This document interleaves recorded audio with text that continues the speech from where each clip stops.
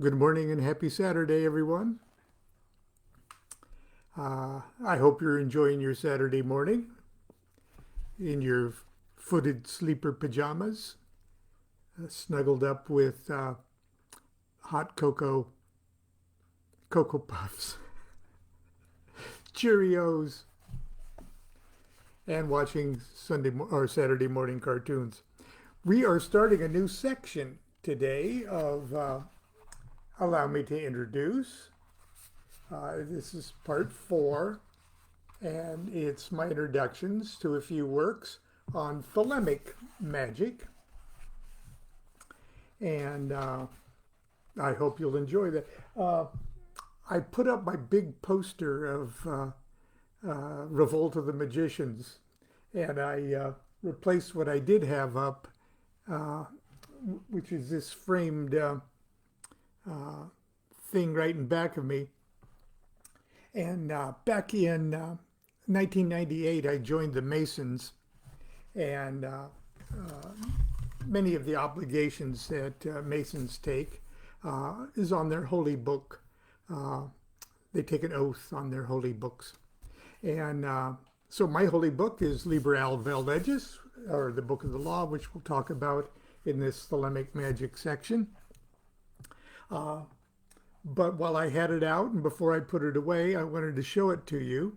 The plaque reads, inaugural use of Liber Al Vel Legis to open a lodge, to open a California lodge, January 15th, 1998, Long Beach Lodge number 327, degree Worshipful Master Mark Allen Shoemaker, entered apprentice degree of Lon Milo DuQuette and Sean Marvin Kelly.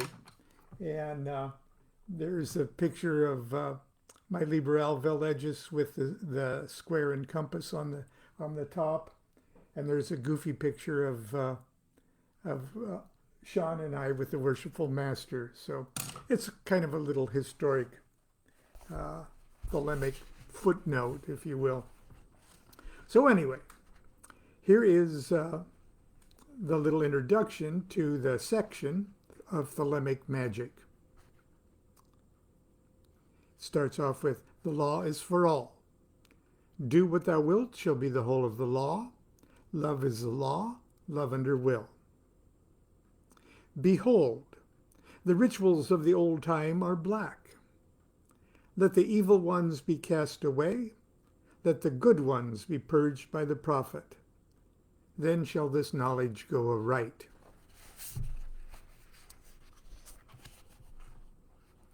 And this is my introduction to the 2005 edition of the Kabbalah, Magic, and Thelema, Selected Writings, Volume 2. And it's written for Phyllis Seckler, Soror Merrill, edited by David Shoemaker, Gregory Peters, and Rorak Johnson. The Kabbalah, Magic, and Thelema, Sacred Writings, Volume 2, York, Maine, the Titan Press, 2005. Do what thou wilt shall be the whole of the law. I met her first in the fog-shrouded early morning hours of November 15th, 1975, EV, at a motel in Dublin, California. I had traveled all night by bus from Costa Mesa. It had not been a restful journey. All I could think about for every bumpy mile was the initiation I was scheduled to undergo, and the curious circumstances that brought me to this moment in my life. It had taken nearly 2 years of handwritten letters back and forth, letters demanding the location, date, and hour of my birth, my biography, my education, my aspirations. Finally, a date was set for my initiation, and my instructions were clear, simple, and utterly terrifying.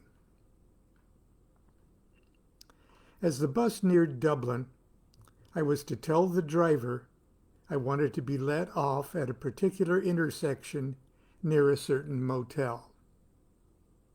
I was to walk a few blocks to the motel and check in using my own name. If there was no room available, I was to wait in the lobby. If there was a room available, I was to go there and wait to be contacted. I had no other information, no address, no phone number. I didn't even know the names of my hosts and initiators. Only magical names. Hymenaeus Alpha 777 and Soror Merrill.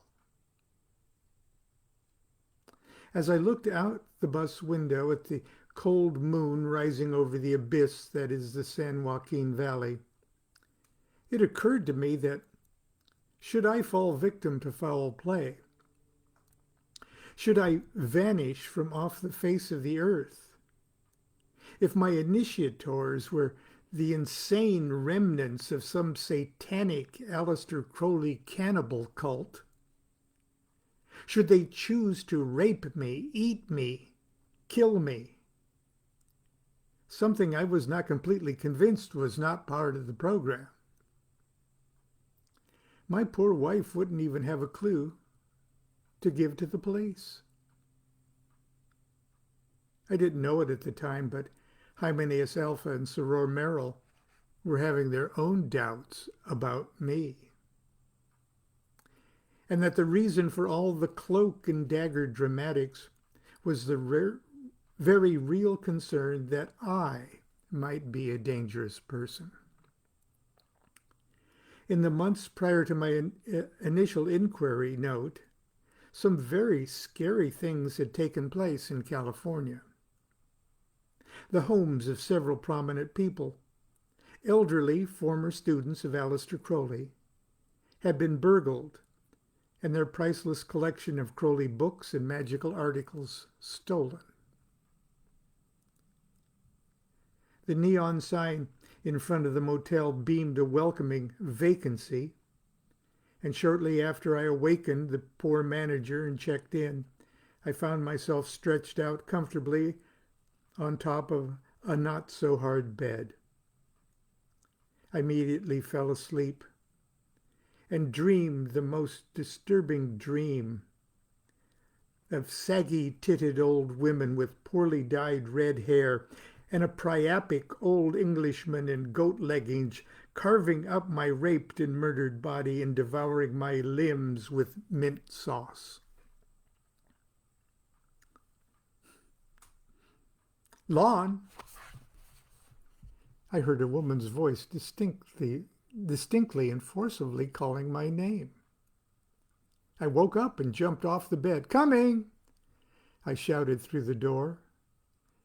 I tidied my shirt a bit and popped a mint in my mouth and opened the door. There was no one there. I stepped out and looked in both directions. No one there. Somewhat shaken, I returned to my room and sat down on the edge of the bed. Things were starting to get uncomfortably magical.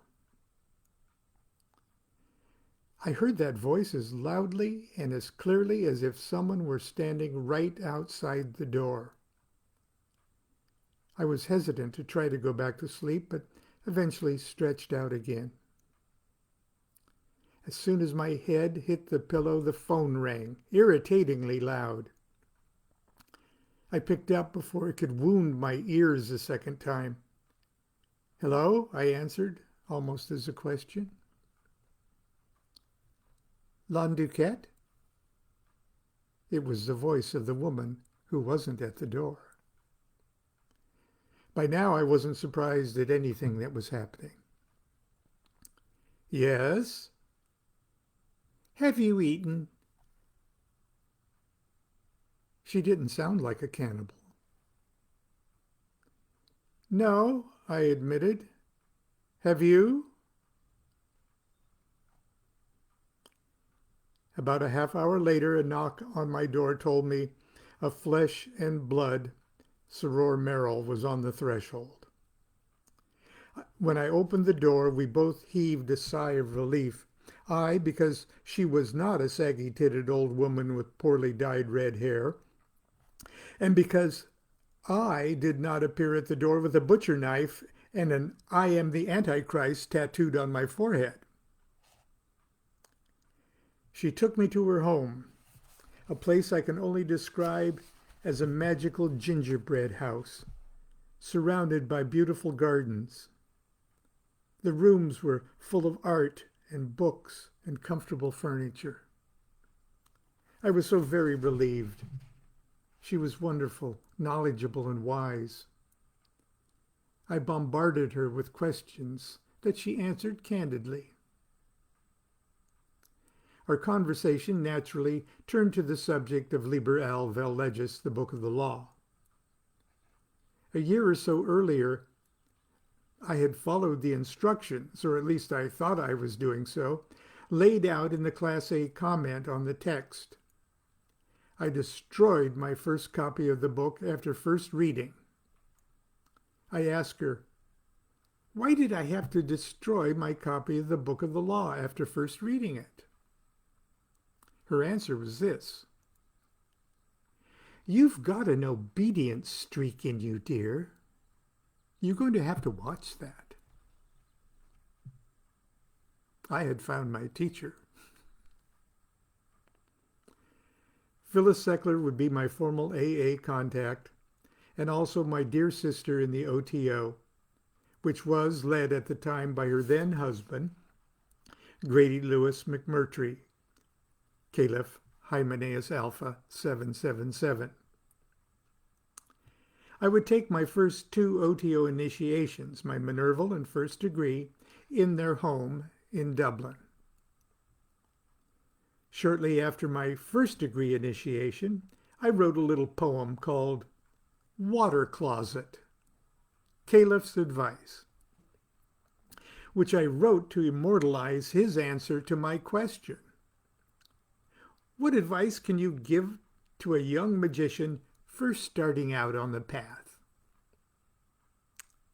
He answered with a cavalier lilt to his voice, I asked Crowley the same thing the first time I met him. He simply said, try to visit the water closet whenever you can. You never know when you'll get a chance again. Phyllis was kind enough to publish it in an issue of her marvelous magazine, In the Continuum. I'm afraid it might not make too much sense to those unfamiliar with the Man of Earth degrees of the OTO, but for those who are, I hope you'll very much enjoy. Love is the law, love under will. And then I've included the poem, if I may share it with you. Water Closet, Caliph's Advice. Lon Milo DuQuette, August 1976. Adepts and Mahatmas dance widdershins while they devil and beast and ozit. An aspirant's day mysteriously begins with a visit to the water closet. Forefinger on left nostril, thumb on its mate. He blows out his air and he draws it. With postnasal drip, pranayama is great while sitting in the water closet. In Mass 44, inflamed he prays, so deep he had to gauze it. A comfort to know repairs can be made by a visit to the water closet. Hanged Man, Noah's Ark, Osiris and Seth, effect in all things which cause it. How much like birth, how very much like death, is a visit to the water closet.